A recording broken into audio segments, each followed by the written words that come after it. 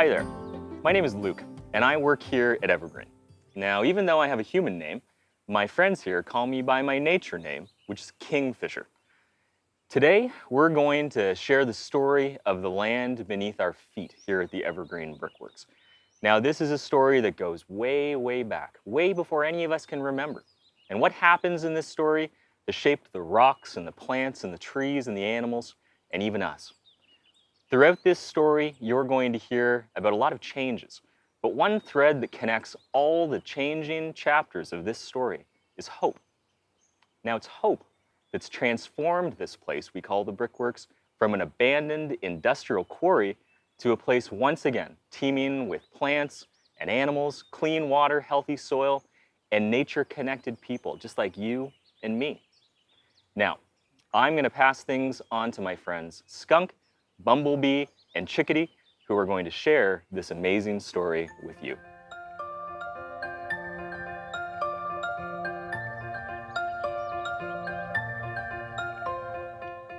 Hello, friends. My name is Skunk.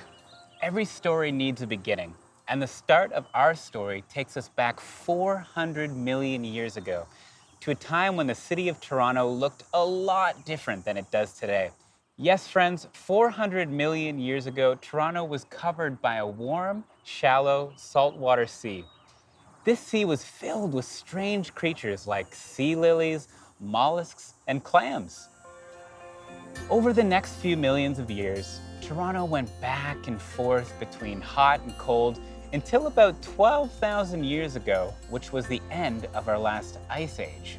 During some of those warm periods, between ice ages, there were amazing creatures traveling across these lands. Giant beavers, bisons, and even mastodons. There was a lot of ice. You know the CN Tower? Well, that's 500 meters high. The ice over Toronto has been estimated to be 2 kilometers high. That's 4 CN Towers stacked on top of each other. When this ice sheet moved over the land, it dragged a bunch of rocks that carved out the earth underneath it. And when it melted, guess what happened? The melting ice water filled all those valleys and low places with water. And that's how we got the Don River. As the climate got warmer, amazing creatures appeared in Toronto. We know from the fossils geologists found right here at the Brickworks that animals like caribou were traveling across this landscape in huge herds. And as soon as they showed up, well, I'm getting carried away. I'll let Bumblebee tell you the next part of the story.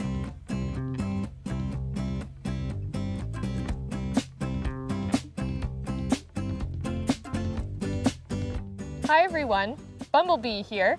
As Skunk mentioned, around 11,000 years ago, when the last ice age was ending, caribou and other huge herds of creatures were traveling through this landscape. Indigenous peoples were here as well since time immemorial, living in relationship with these herds and the other plants and animals populating this recently revealed world. This was an exciting time of rivers teeming with salmon, forests rich in nuts, and skies blackened for days at a time by flocks of birds in the millions. As the years unfolded, amazing villages, communities, and nations of Indigenous peoples inhabited these lands, calling them home and caring for these territories with love and attention for the needs of living things they shared them with. How were Indigenous peoples spending their time in this landscape? Well, it depends. Just like in the world today, there were many different nations with different cultures and ways of being in the world.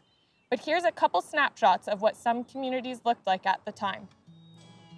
Imagine, hundreds of years ago, not far from here, a Wendat village called Ososane, people farmed large fields of corn, beans, and squash. Corn stew, called sagamite, was combined with fish, deer meat, and squash for large group meals. Huge festivals and celebrations were held to honor and remember family members that had passed away. Close to that time, where the Humber River is today, picture a thriving Haudenosaunee village known as Tieyagon.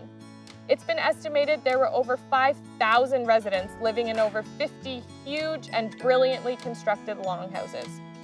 And this village, Tieyagon, is located in a very special location known as the Toronto Carrying Place, a series of paths and portages that connected Toronto to areas to the north and west. Do you recognize that name? It was from Toronto that Toronto got its name.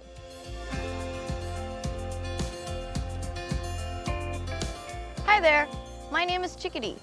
Picking up where Bumblebee left off, the last 500 years have seen a lot of change here in Toronto.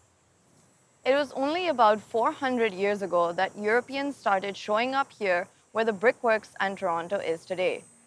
Europeans brought sickness, conflict, and also the destruction of many indigenous communities. They began establishing their own towns and villages, clearing forests, putting up fences, and building roads. Around 200 years ago, the main indigenous group calling Toronto home were the Mississaugas of the Credit, and their lands were taken from this really confusing agreement called Toronto Purchase. This signaled the founding of the city we now know as Toronto. And while European populations would thrive in the coming years, their success came at a great cost for Indigenous people and the natural world.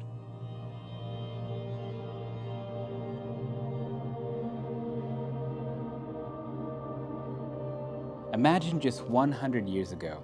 The land around the brickworks is owned by a European family called the Taylors. Several brothers from this family, in fact. This family lived here on a farm and were busy clearing the trees, damming the river, and opening up fields and pastures for their cattle to graze.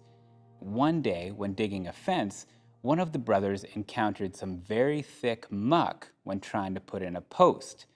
Looking at this muck, he realized it was not mere mud, but something very special. It was clay. Now, what Mr. Taylor discovered was that the clay was not just regular old clay, but in fact some of the finest brick-making clay in the world. So the Taylor brothers built a small brick factory and began slowly and steadily building a business where their farm once stood. Right around that time, Toronto had a big fire. Though no one knows how it started, it got out of control really fast, and soon dozens of buildings were on fire and whole blocks of the city were burning up. At that time, they didn't have fire trucks, so how'd they put the fire out? They made a line all the way from the lake to downtown, passing buckets of water. By the time the fire was finally put out, a big part of the city and its buildings had been destroyed.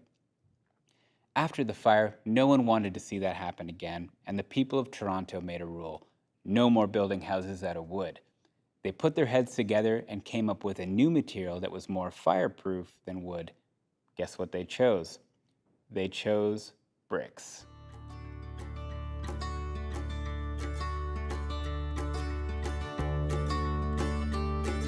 Well, now that bricks were in high demand and the Taylor brothers had a company making them, their factory began to grow.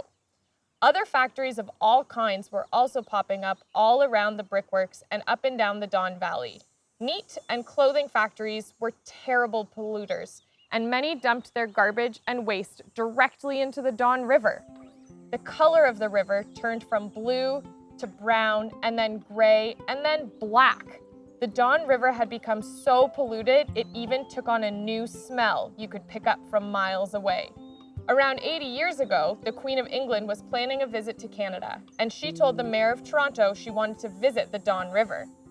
The mayor panicked and decided to buy bottles and bottles of perfume to dump into the river.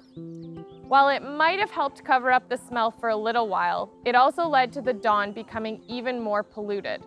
Back at the brickworks, workers continued to mine clay and work inside the brick factory, often working in temperatures of over 50 degrees. That's the hottest day imaginable. But the thing about clay is it doesn't last forever. Just like the gas we put in our cars, it's a non-renewable resource, and around 40 years ago, they hit rock bottom. The final shovelful they took out of the quarry revealed that they had run out of clay. The owners of the brickworks factory decided to close up shop, leaving behind abandoned buildings and a hole in the ground the size of the Rogers Center.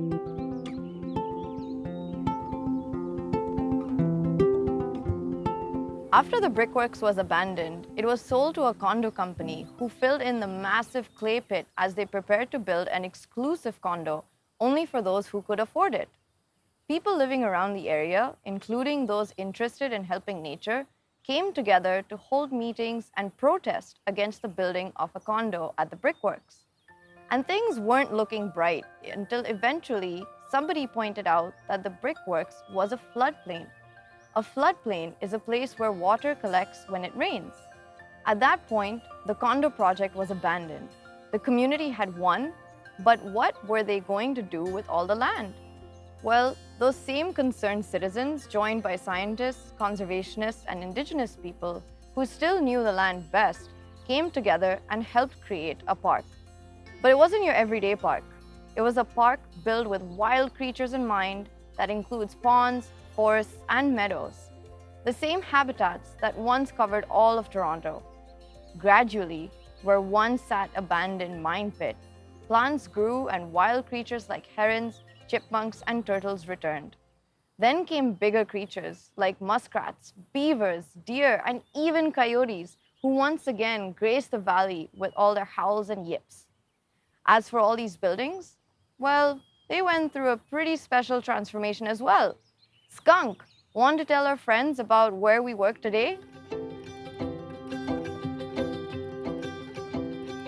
Around 10 years ago, Evergreen took over the abandoned buildings at the Brickworks site. Since that time, these buildings have become a place for farmers markets, indigenous gardens, and a space for kids, teachers, and families to connect with nature. All around the site, you can see evidence of the story we have shared with you today, including diaries from geologists and a representation of the layers of rock discovered back in that old quarry. One of my favorite pieces of art here is called the Watershed Wall, created by our friend Fruccio Sardella. It represents a map of the city and its living rivers and reminds us just how much nature remains in this city. And you know, there would not have been green where the Brickworks is just 30 years ago. People did this. People like you and me who believe we can change the world for the better. We made this spot green again, and if we did it here, we can do it elsewhere.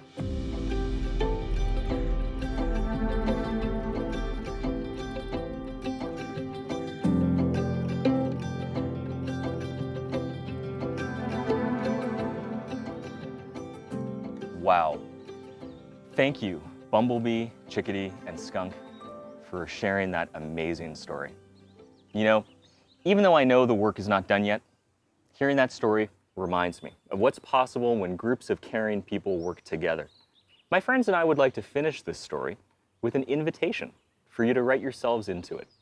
We hope you come visit this special place, whether it be to play in our children's garden here or to go on a hike with your families. You belong here at the Brickworks. Everyone does, and you're always welcome. Now, this story doesn't really have an ending, and I think that makes it a pretty special kind of story. It's also the kind of story that you can pass on to others, and we hope you will. Let's work together to ensure this story continues in the direction of hope. I want to say thank you to our Indigenous community members, staff, and placekeepers for lighting this path. See you around.